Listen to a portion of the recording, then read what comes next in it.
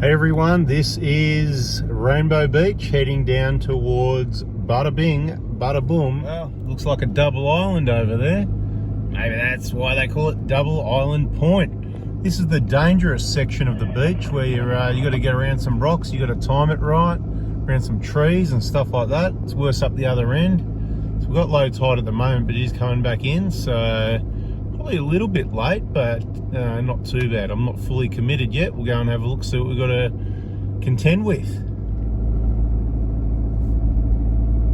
Not a bad day for it. You know, with the weather predictions around here, you can never really tell what's actually really going to happen. So you've got to look out the window, and looking out the window, as you can see, it's looking all right at the moment.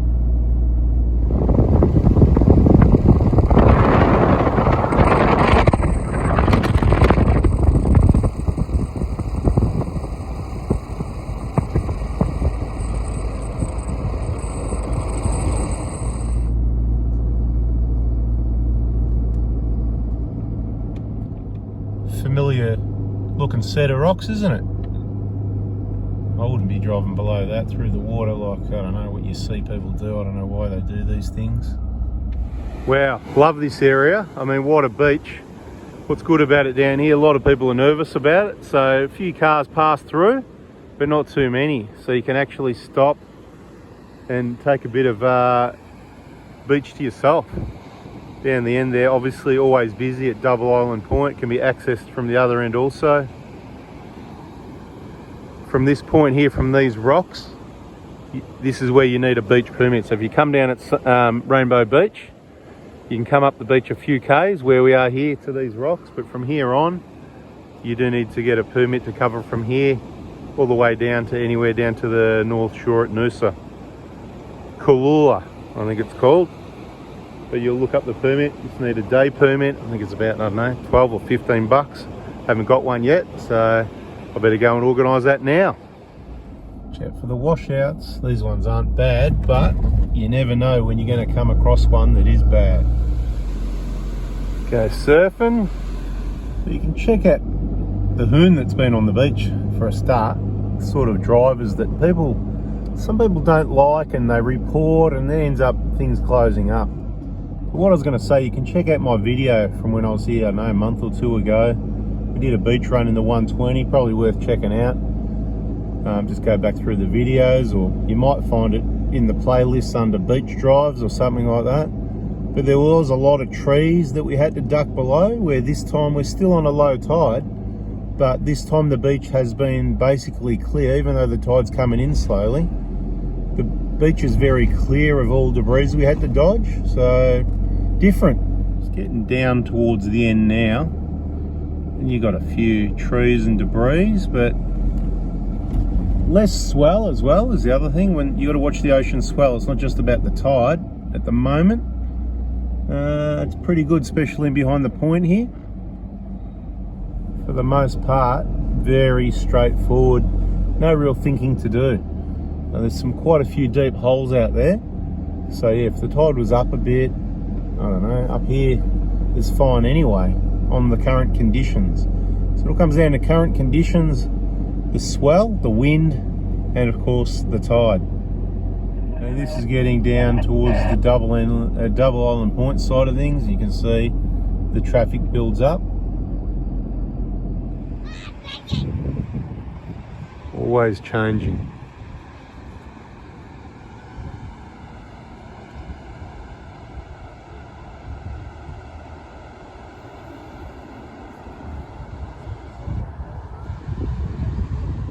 And you've got to go drive through a little bit of this.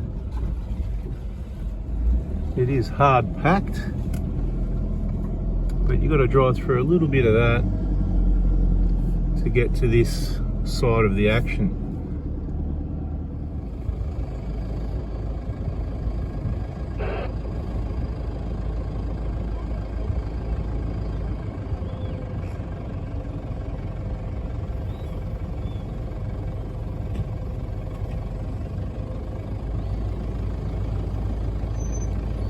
Got to navigate your own way around up at Double Island, because it's always changing. There's lots of little lagoons, freshwater, saltwater, little streams you got to go through. Could be fresh or salt. Check them out. Take it slow so you don't splash it all over the whole car. It'll be easy to wash off as soon as you get back to base. Bring your bikes, have some fun, but the authorities are out here checking quite regularly. A few parks and wildlife vehicles on the beach, and not the first police car, and that one looks to be unmarked, so beware if you're hooning. 40k speed limit in a lot of these areas. That is the police. So as the tide comes in, these little bodies of water, they just get deeper and deeper, and they are salt water. And I don't really want to go through anymore. I've been through a couple, but that one looks like it's a bit deeper and getting deeper, so change of plan. In the sand, dig that front wheel in, easy to stack it. He's under pressure now, bike's full of sand, engine won't start. A little bit of water, but you got to risk it for the biscuit. We've got a car wash at home, so it's all good. Another one down. This is the point of the point, and the last of the traffic out this way, because the tide's coming in and most people are packed up because they don't want to get any salt water on their tyres. Wise. Double Island Point.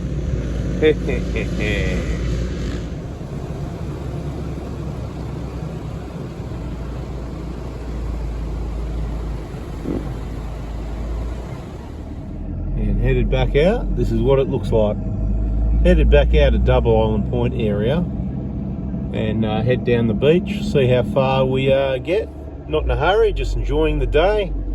And who knows if we get down to Noosa North Shore or not.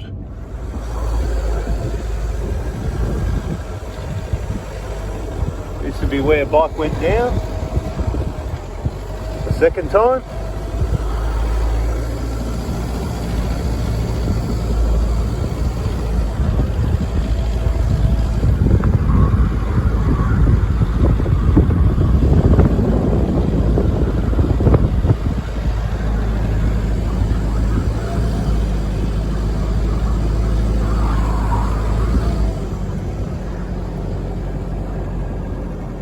Head down that way if you want to be out on the point, on the outside of the sandbar, if you know what I mean. So I'll actually give you a better idea what it's like headed back this way. You're sort of hugging the tree line on the inside of the water. Anywhere out that side is you got to go through water. So the only way around is around the perimeter to get to the point, the Double Island Point. Here it's not getting any shallower.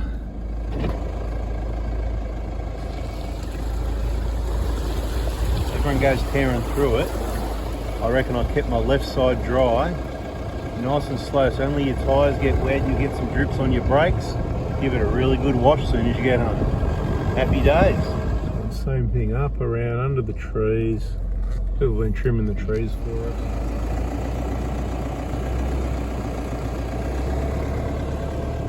Current view back down towards Rainbow Beach, which the tide's still okay. Current conditions, we could certainly go back down there for the next couple of hours, but I think we'll give the freshwater track a run for a change. Get off the beach, you need to keep following along the tree line. Eventually you'll get to where you see the exit is, and that is not here where you see this sign. Oh, and that's not what I was going to say. Yeah, it is. No, is that the old? That's the walking one. That's to the toilet, right? So just follow this one along here. Don't come in here on your own. Bring your max tracks and recovery gear just in case. Main thing you need is tyre pressure gauge, and turn off that traction control button if you've got it. This is the little cut through track. What do they call it? Is this leisure track or something? Anyway, it's all very old news for me, decades, and I still forget the names of the tracks, but I think that's what it is. And a few k's down the beach is the freshwater track, or freshwater road, whatever it might be called. And it comes out about 4k's out of Rainbow Beach from memory. So if you can't get down the beach, or you're too nervous to get down the beach from Rainbow Beach, between Rainbow Beach and Double Island Point, then that's the way you can go. So if you're at Double Island Point, you'll cut through here and head down the beach till you find the entrance to freshwater campground, even where they put the mats down because everybody was getting bogged. Now you've just got the soft beach before it on the entrance. Don't do it too hard because it's pretty rough down there.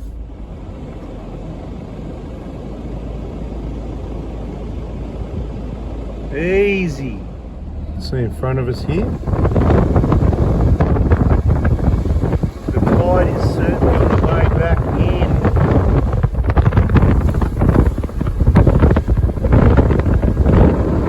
So if you come across the track and hang a left, this is the other side of the point. You can actually park it up and go for a walk. Walk across here, walk across there, walk as much as you like.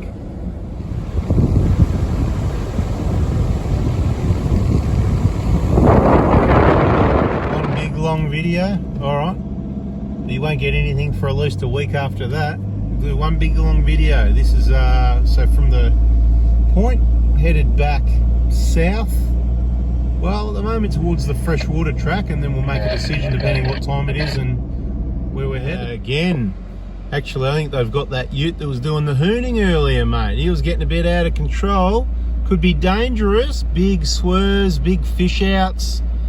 So yeah, there you go. Might have got the right guy this time. Well, you know what they say, you do the crime, you do the time, and it's just a matter of time, I think. And I don't know what's going on. He's just pulled over. I'm just thinking, well, I saw what was going on earlier, and I'm sort of going, yeah, well, you know, it works out probably okay this time, because that's why there'd be unmarked rangers out here, because of people's dangerous behaviour. So have some fun, but keep it in check, because you know they'll be out here checking everyone's spoiling it. You won't be able to have even a little bit of fun, and then they'll close it, and there'll be no fun for anyone. So something to think about. The beach is a highway, absolutely beautiful. What a cracker day after massive supercell thunderstorms and out of control rain last night. Alright, this is where it's at. So we started at Rainbow Beach, we went along the beach, had a bit of a look-see up down this side of the point, cut through there, went up that side of the point, and just come down along the beach. So that's the entrance to the freshwater track there. We've come a bit further, we're down here. I reckon that's about enough for the day. Could go all the way down if you wanted something to do, all the way down to the Noosa North Shore. Let's just follow the beach all the way, and you actually get to the heads there at Noosa.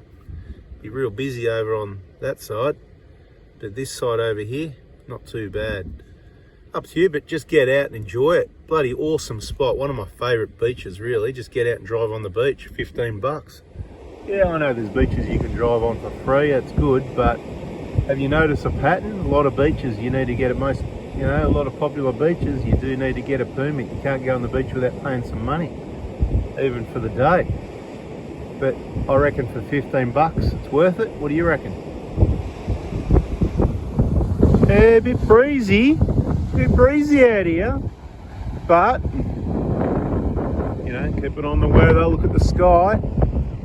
Mate, beautiful. Bloody fantastic, what a day.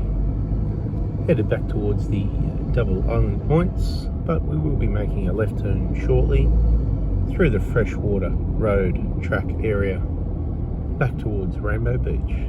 Look, usual stuff applies, but if you watch the whole video, there is camping along here. All I'm going to say about it is it's always bloody windy. Right now, because of the wind off the water, it's only 24 degrees and it's always bloody windy. So think about that. Bring your tyre pressure gauge, make sure it's accurate. Bring a spare perhaps. They're only a few bucks at Bunnings. I saw one the other day, $2 shop actually. A couple of bucks you can get them with the bloody kit to repair your bike tyres or something. Ridiculous. Something to think about. I don't know how good those ones work, but I use the Stanley one from the tool shop in Bunnings. $7, $8, something like that. It keeps going up just like everything else. Compressor to pump them up again, maybe a tyre repair kit, maybe a jack base, pack off-road jack base, a few things like that, some sunscreen, a hat, a chair maybe, a towel, some bathers, and bada bing bada boomski. Take a swim along the way. Unfortunately, I can't video that for you. That's top secret stuff. But if you watch someone else's channel, you might just get a little bit of the back. All right, catch you on the next one. See ya. Yep, bloody beautiful. Did I mention?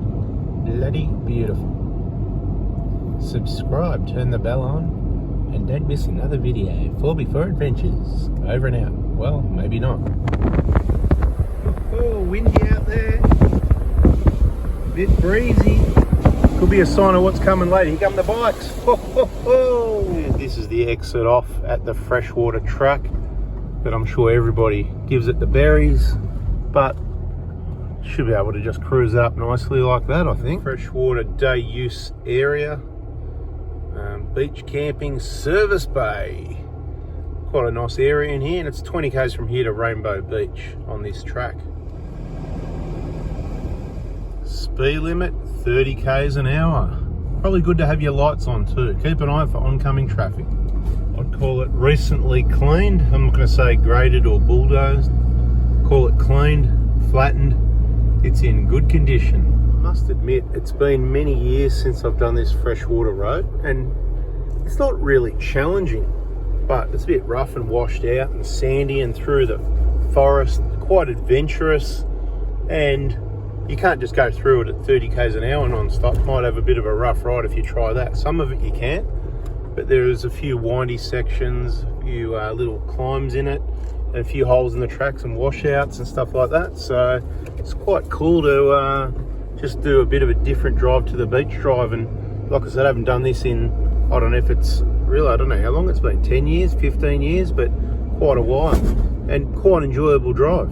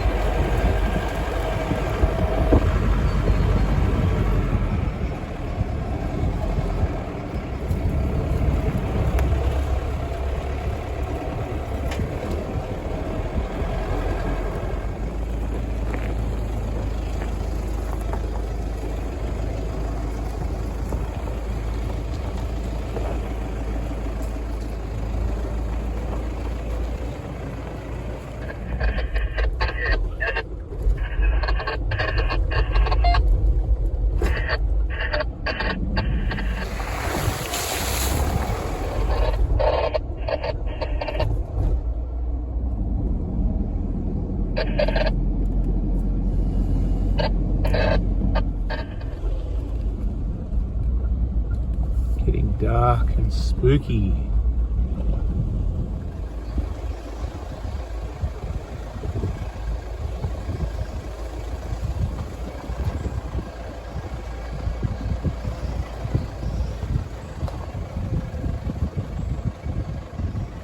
End of the freshwater track just down here. You got to allow 40 to 50 minutes. Any quicker than 40, you're probably being a little bit dangerous. But you could get behind someone slow, so it could take an hour. Just catching up to a poo troll at the moment. It's a poo troll. Yeah. Who would drive a poo troll?